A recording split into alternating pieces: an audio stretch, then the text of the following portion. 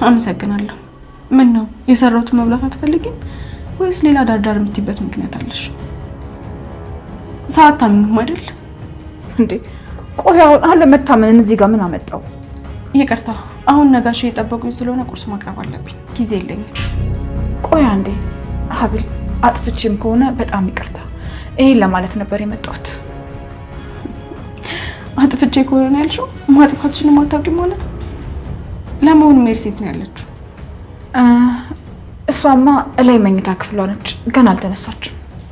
ለነገሩ በእኔ ከስር መፈታት ተናዳ ማታ ስትወራጭ ነው ያመሸችው። ማለቴ ያመሻችሁት ሁሉንም ነገር አውቃለሁ። እሺ ሀብል፣ ይኸውልሽ አንቺ እንደፈለግሽ ማሰብ ትችያለሽ። እኔ ግን አሁን ላይ ከማንም ጋር መጣላት አልፈልግም። ብችል ከሁላችሁም ጋር ሰላም አውርጄ መኖር ነው። ስለዚህ ሀብታም ልጅ ነው ማለት ነው ከድሃ ፍቅር የያዘው። እሺ ከዛስ? ከዛማ ቤተሰቦቹ ከኔ ፍቅር እንደያዘው ሲያውቁ በዛም በዚህም ብለው ወደ እንግሊዝ ሀገር ላኩት። ይኸውልሽ እኔም በሱ ናፍቆት ሳስብ ስብሰለሰል ጭራሹን ወላጅ እናቴን አጣኋት። ይሄ ሁሉ ነገር በጨለመበት ሰዓት ነበር ሀብልን የወለድኳት።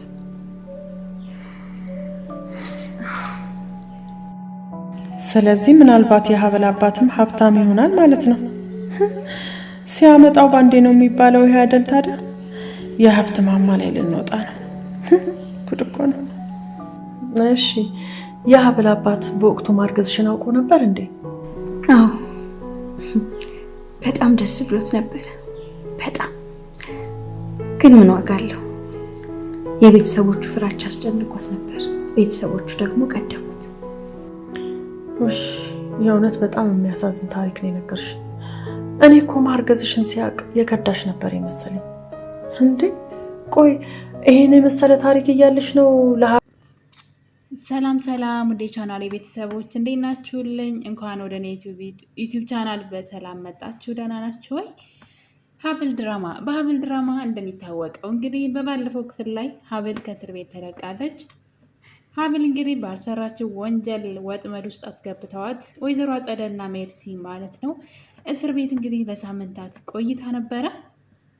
ታዲያ እንግዲህ ንጹህ ልብ ያላት ሀብል በነገራችን ላይ ሀብል ድራማ ላይ ነገሮች ተንኮል የሚሰሩ ሰዎች ሚስጥሮች አይቆዩም፣ ቶሎ ነው የሚወጡትና በጣም ነው ደስ የሚለው።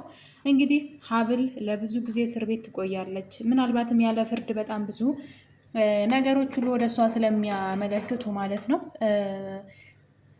ከማደር ጋራ ያላት ነገር የባሏ ፍቅረኛ መሆኗ ወይም ደግሞ ከማግባቷ በፊት የእዝራ ፍቅረኛ የነበረ ሴት እንደመሆኗ ይጣሉም ስለነበረ ቤት ውስጥ እሷ ተጠርጣሪ ሆና ነበረ።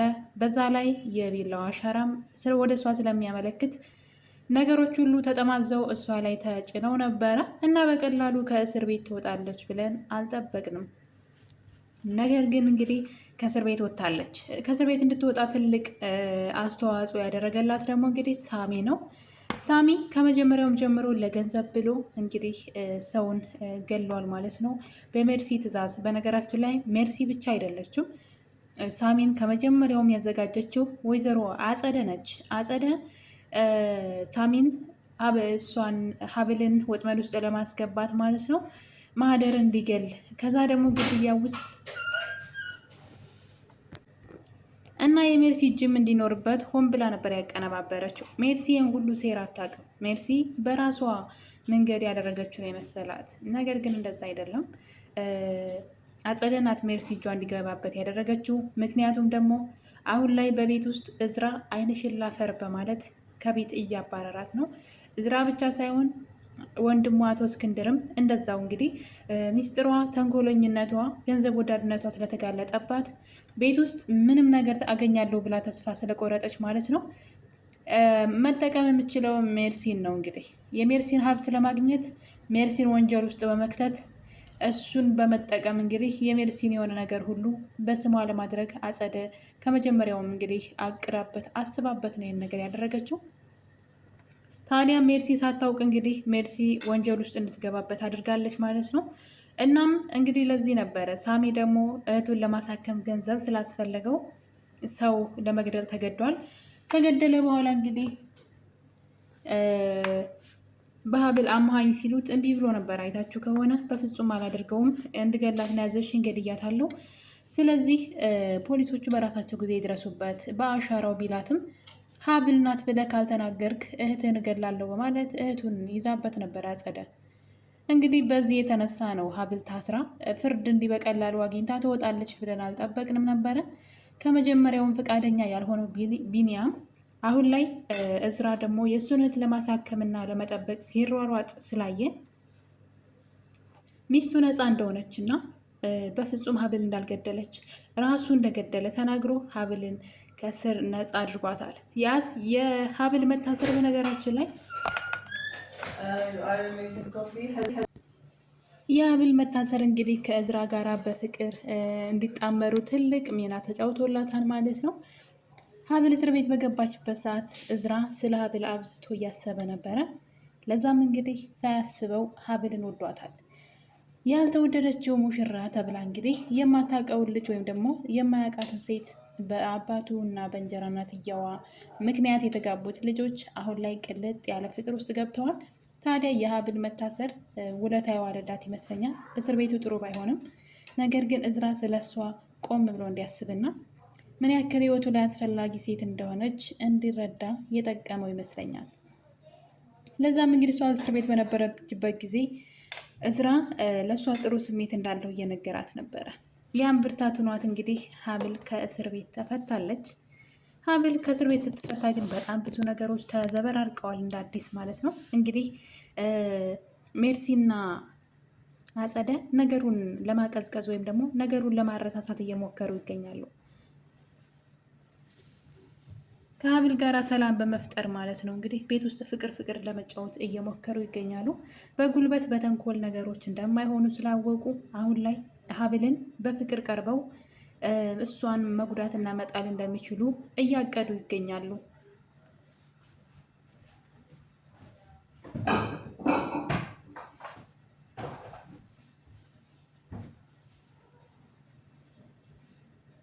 ለዛም እንግዲህ ይጠቅመኛል ያለችውን ወይዘሮ አጸደ ለሜርሲም ሳይቀር ማለት ነው ከሀብል ጋራ ተስማምታ በፍቅር ቀርባ ከእሷ ጋር እንድትስማማ በጉልበት ሳይሆን በብልሃት ነገሩን እናድርገው እያለች ትገኛለች።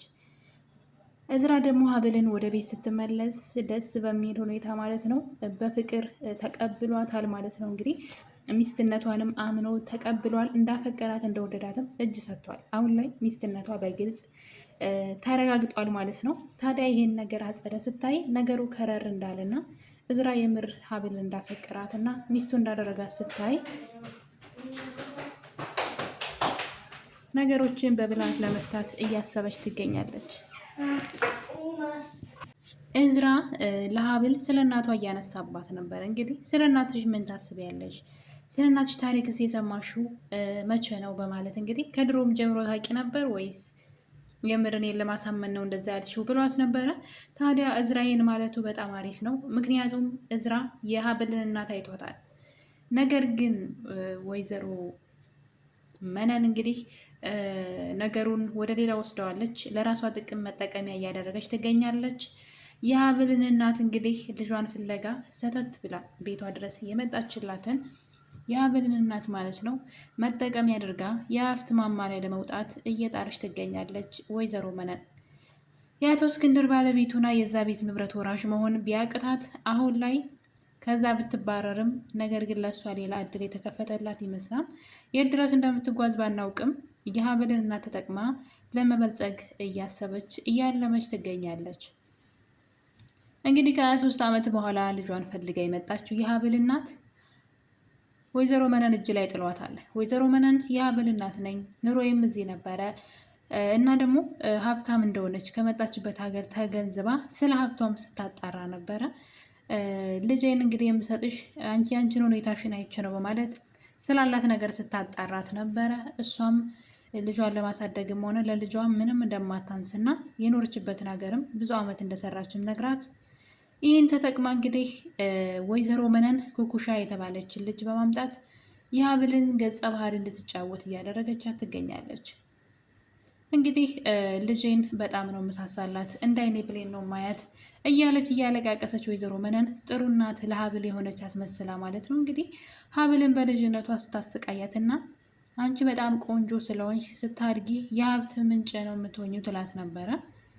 ከሆስፒታል ወስዳ ያሳደገቻትን ልጅ ካደገች በኋላ ለሀብት ምንጯ እንደምታደርጋት ለዛም ነበር እንግዲህ ለእዝራ የዳረቻት ማለት ነው። የአቶ እስክንድር መታመምና በቅርቡ መሞትን ምክንያት አድርጋ ቶሎ ብላ የገዛ ልጇን ወይም ደግሞ ያሳደገቻትን ልጅ ለእዝራ ሳያፈቅራት ሳይወዳት ሳያውቃት እንዲያገባት ያደረገችው በአቋራጭ ንብረቱን በሀብል በኩል ለመውሰድ ነበር ሀሳቧ። እሱ ሳይሳካላት አቶ እስክንድር ሚስጥሯን ደርሶበት ከቤቱ መንቅሮ ካስወጣት በኋላ ሌላ ድራማ ጀምራለች። እሱም እንግዲህ የሀብል እናት መምጣት ለእሷ ትልቅ እድል ሆኖላታል። ልጇ ያልሆነችን ልጅሽ ናት በማለት እንግዲህ ኩኩሻ የተባለችን ልጅ ሀብል ናት በማለት ለሀብል እናት አስረክባለች።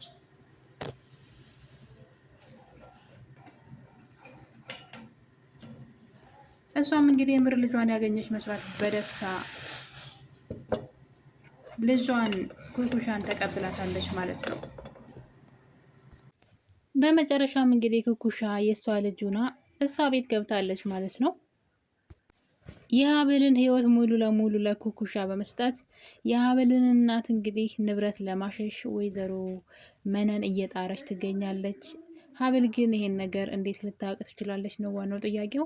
እንግዲህ አንድ ቀን እዝራ ወደ አንድ ሆቴል ሲሄድ ወይዘሮ መነን ከሀብል እናት ጋር ቁጭ ብላ ዝንጥ ብላ እንግዲህ ያች ኬንዳ ወጥራ የምትኖረው ሴት ዝንጥ ብላ ሌላ ሰው መስላ ሆቴል ውስጥ ከዛ ሴት ጋር ያያትና ከማን ጋር ነው ደግሞ ያለሽው በማለት ተናገራትና ለነገሩ አያገባኝም፣ ነገር ግን አሁን ልጠይቅሽ የመጣሁት በጣም ጨካኝ ሴት እንደሆንሽና ሀብልን በልጅነቷ ስታሰቃያት እንደነበረ ልናገርሽ ነው የመጣሁት ሲላት፣ ያኔ የሀብልን እናት ከእሷ ጋር አይቷት ነበር። በዚህ አላበቃም። በሌላ ጊዜ ደግሞ የቢሊን እህት ሆስፒታል ውስጥ ለመጠየቅና እሱ ሊያሳክማት ፈልጎ እሱ ደግሞ በሀብል ጉዳይ እንዲረዳው ማለት ነው ከኩኩሻ ጋር ተገናኝተው ነበረ። ታዲያ ኩኩሻ እንግዲህ እያመለጣት ወሬው ስታወራው ነበረ ትልቅ ሀብት እንደመጣላት እና ህይወቷ ሊቀየር እንደሆነ ብቻ በጣም ብዙ ነገር ህይወቷ ላይ ብዙ ነገሮች እየተቀየሩ እንደሆነ አነጋገሯን፣ ድርጊቷን፣ እያንዳንዱ ነገሯን መቀየር እንዳለባት እና የቤተ ክርስቲያን ሰው ለመምሰል ደግሞ እየሞከረች እንደሆነ ለእዝራ ስትነግረው ምንድነው ነገር በእርግጥ አያገባኝም ምን ተፈጥሮ ነው ሲላት፣ አይ አሁን ላይ አልነግርህም አለችው። በእርግጥ እሷ ታውቃለች ሀብል የእሱ ሚስት እንደሆነች እና የታሪኩ ባለቤትም ሀብል ራሷ እንደሆነች ታውቃለች። ታዲያ በዚህ ሳትገደብ እሷ ግን ነገሩን ልትነግረው ትፈልጋለች። ለዛም እንግዲህ የሆነ ቀን እነግርሃለሁ አሁን አልነግርህም እያለችው ትገኛለች። ምናልባት እዝራ ነገሩን ሊያውቅ የሚችለው በኩኩሻ በኩል ነው። ከኩኩሻ ጋር ስለሚተዋወቁና ጓደኛም እየሆኑ ስለሆነ ኩኩሻ ደግሞ ሚስጥሩን ለሱ ልትነግረው ትችላለች። ወይዘሮ መነን እንደቋመጠችለት ምናልባት ንብረቱንም ላታገኘው ትችላለች። እንግዲህ ወይዘሮ መነን በሀብል እናት ገንዘብ ሽርፏ እያለች በመኪና ስትሄድ ድንገት እንግዲህ ከአጸደ ጋር ተገናኝተዋል። ታዲያ አጸደ ላይ እንግዲህ ሙድ ይዛባታለች። አንቺ በእግርሽ እኔ በመኪና እንግዲህ አልተገናኘንም በማለት 200 ብር አውጥታ ለባሲዮንሽ ብላ በመስኮት ተወረውርላታለች። በዚህ ሰዓት እንግዲህ አጸደ በጣም ትናደድና በመስኮት ሂዳ እንግዲህ ወይዘሮ መነን ላይ ትተፋባታለች። መነንም የመኪናውን በር በመክፈት እንዴት ብትነቂ ነው ብላ ከሷ ጋር ግብግብ ሲገጥሙ እንደምታዩት አጸደ መነንን መሬት ላይ አጋድማ እየቀጠቀጠቻት ትገኛለች። ውድ ቤተሰቦቼ የሀብል ትረካችን የዛሬውን ይመስል ነበረ። ቸር ቆዩልኝ።